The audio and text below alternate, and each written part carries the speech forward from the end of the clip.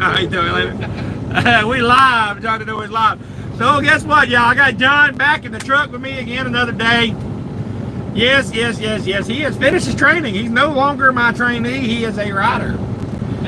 John Blankenship finally graduated.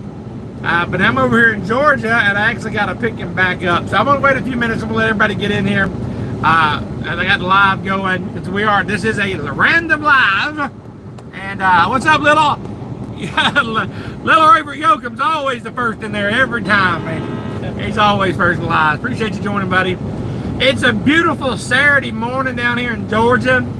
And we are on our way. We are northbound and down, son, or kind of northwest bound and down. John Blankenship, my old trainee, is back with me.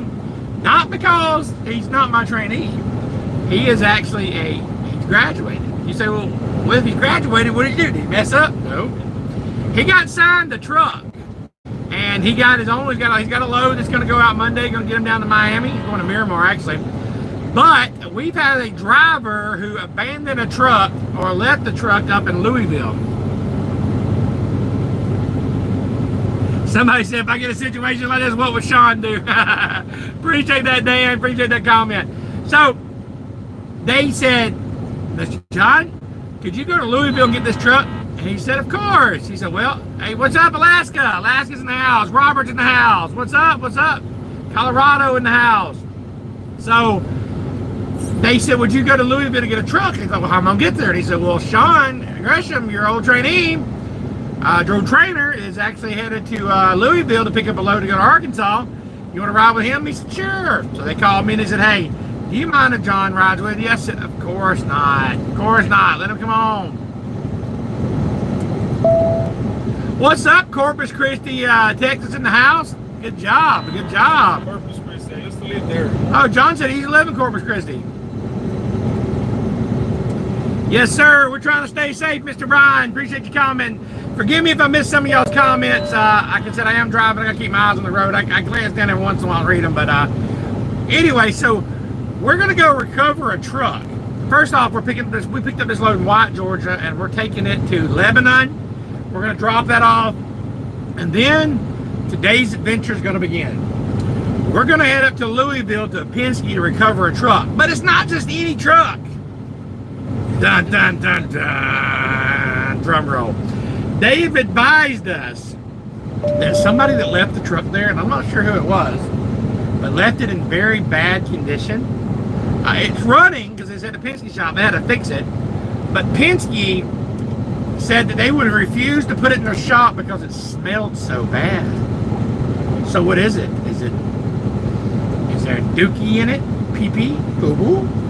Is there rotten food? Dead dog? I don't know.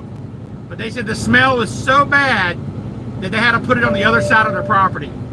And they're sending me and Mr. John to get it. Now, before you say anything, John volunteered for this. He didn't have to do it.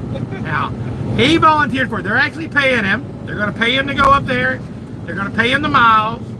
And they gave him a lot of cleaning supplies. He does not have to sleep in the truck. Okay? All his job is to go get the truck.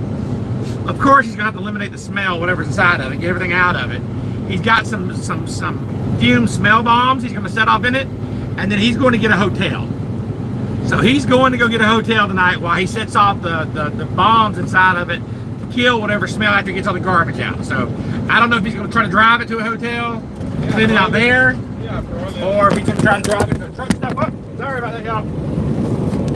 Do not worry, I did not wreck. The phone just fell off the GPS. It's just the way it is, you know what I'm saying? Any suggestions for a new CDL driver training? Yes, take it slow. Your first year, driver, do not try to go fast. Don't try to make all the money.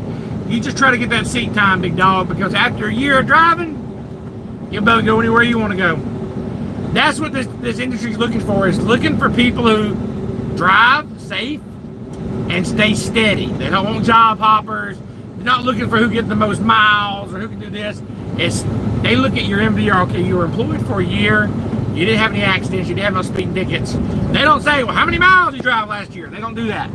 But what they do is they look to see if you had any tickets or anything like that. So make sure your first year you're driving slow and you're driving safe. That's my suggestion. that's my suggestion there for your first year of driving. Is the question.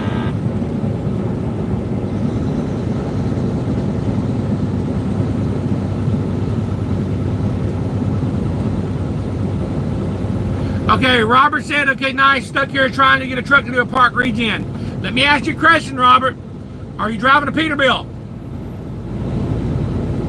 I'm going to show you how to do a park regen. Are you driving a Peterbilt?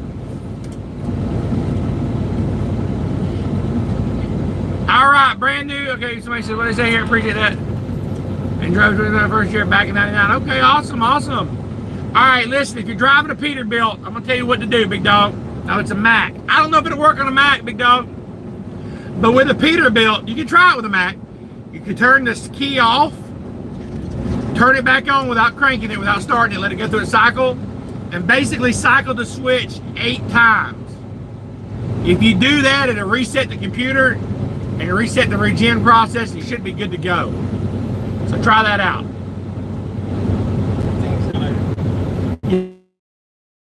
Yeah. Right, is he speeding? I'm not sure, you know, because he changed lane. Oh no, he changed lanes and the cop was right behind him doing the same. Let me know if that works in the Mac, Robert. I'd like to know from my subscribers. I'm just curious. So how are you supposed to do it on the Peterbilt? Okay, yeah, you need to know this. Okay, turn the switch off. Turn it all the way on without cranking it. Okay. Let it sit. It goes ding, ding, ding. You know, it goes through all the systems. Turn it off. Turn it back on. Turn it on. Do it 8 times. Okay. And it'll reset the computer. Other day, a guy named Gunny called me. Gunny used to work here. Yeah. And he's like, man, my transmission went out of my truck. So they told it, then it was working fine. Then he called me, he's like, man, I said, if it ever happens again, just restart it, do it 8 times. He said he was going down a mountain, his transmission went out. So he had to pull over, and there was no gear, ring, ring, nothing, neutral drive, nothing. He said he did it 8 times. He said the transmission fault light went off. He was good. He done drove another 1,000 miles, he's been fine. Wow. So now it don't fix the problem, Yes. but it re-tricks the computer to start over, and then you go. It's like a car. You ever had a car that would go in like safe mode? You just pull the fuels out. You know, you put a computer in it and hit clear codes, and you know, so it's kind of like that, I don't know if it does it in a Mac or not.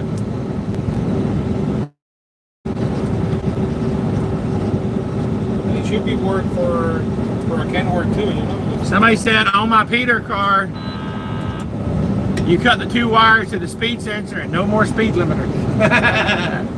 Wow. Well, I'm in a 24 International. If I didn't cut the musket off, I bet this thing gonna go crazy. This something might not even run. I don't know. I'm okay with it only going 69 miles an hour. I'm going up more than that, you know. Yeah, I mean, if I was out west, yeah. 70, 72 probably. Out west with the speed limit's 80? Oh. Yeah, you want to go 75, 80. I can imagine when you're doing 80. Yeah. Hello, Wizard of Oz.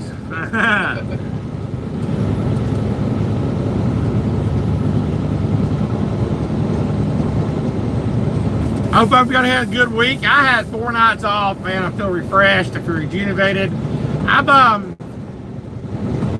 I had a good few days, man, with my family. I got home and, you know, of course I come home, my wife, my daughter, my son's there, and I got to see them. And, you know, we went and picked up chicken wings and had a good night. And the next day, you know, I got him on the bus. He went to school. And then I went to, I go the next day? No. The next day, I just kind of relaxed at the house. Then my son came home, we played some football and hung out. And then the next day, I made a trip to Georgia to see my other 2 daughters. And I got to see one of my grandsons. My other grandson was in school, so I couldn't see him. But we went to Longhorns. And anyway, I went to Ross and got me a couple jogging pants. Because it's starting to get cool, and I needed to get a few little winter things. I've lost weight, so my pants don't fit me no more. Because I've lost 60 pounds. I went from a size 42 down to a 38. And 38 is still big on me. But the 42s, I was like, whoa, it's way big. Like, hey, forget about it. So right now, I have my overalls. I'm still going to wear, you know, my insulated overalls. And I just got me, you know, I got about 4 pairs of jogging pants that are just insulated, that are just comfortable for driving. But when I get out of the truck, of course, I can throw on my insulated overalls and get out. But you know how it goes. And anyway, so then after I got to spend time with them, I came back. I did visit my grandpa. I got to see my mother. And then last night, my mom came over for dinner, which is it's good. She lives in Alabama, but I don't talk to her that much. I get to see her too much, and for different reasons. But she came to the house and had dinner last night, so that was nice. And this morning I had to leave. So the hardest part about trucking, I would say, is when it's time to leave. When it's time to leave your family, that's the hardest part. People ask me all the time, what's the hardest part of trucking, John? It's leaving the house, you know, or being away from them. But I enjoy driving on the road. Don't get me wrong. I do. There's a lot of peace out here, and I enjoy providing for my family things that they need, and knowing that my bills are paid, and knowing in these uncertain times that my bills are still getting paid. You know, no matter what, if something happens and the company I work for goes out of business or whatever, I know that I can have a job tomorrow because I'm a safe driver, and I've got a good safe record, and I can go anywhere I need to go, and that's peace of mind. So that's another reason that I drive safe. Not only because I don't want to hurt nobody, but I want to keep my record clean. If something happened with Rosedale, I can go somewhere else if I need to be. You know what I mean? Not that I want to. I love it here, actually. Yeah, let me know on that, Robert. Somebody said, backing up, what suggestions would you give trainees? Well, there's a lot of trainees. I'm a trainer, so I actually train drivers. I'm actually a trainer here at Rosedale Transport. But what I tell them when they're backing up is to take it slow, have patience, get out and look. It's called GO, get out and look, take your time. It's not like the CDL school where you only have so many pull-ups. You got all the pull-ups you need out here. Do not worry about other truck drivers around you, what they're saying, what they're thinking. A lot of people be like, oh Lord, let me look, they're looking at me funny or whatever. Don't pay no attention to them. You drive your ship, block them out, okay? Take your time. They don't care how long it takes you to get it in, as long as you get it in, as long as you don't hit nothing, that's it, okay?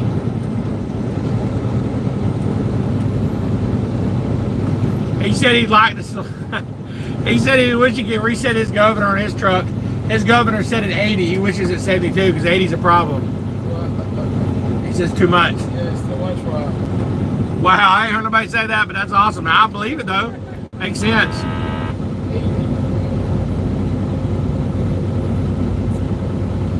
Yeah, man, your family's where it's at, you know what I mean? So we're almost back up to Dalton. We're headed up to Lebanon, Tennessee, which is Nashville. Well, I appreciate that. I can't pronounce your name while I'm driving because it's really small. What does that say? Vince Pata, 1984. Thank you for watching my videos. Anything I can do to help, I definitely will. But anyway, God bless y'all. Hope y'all have a great day, and I'll touch y'all base with y'all later. I'm gonna do a video recovering this truck we're out to go get. So y'all wish John luck here, and hopefully it ain't too bad. But this Trucking Live with Sean. Let's get it. Oh, by the way, I gotta say thanks to John right here while he's sitting right here. John, when he graduated the other day, he bought me a shirt.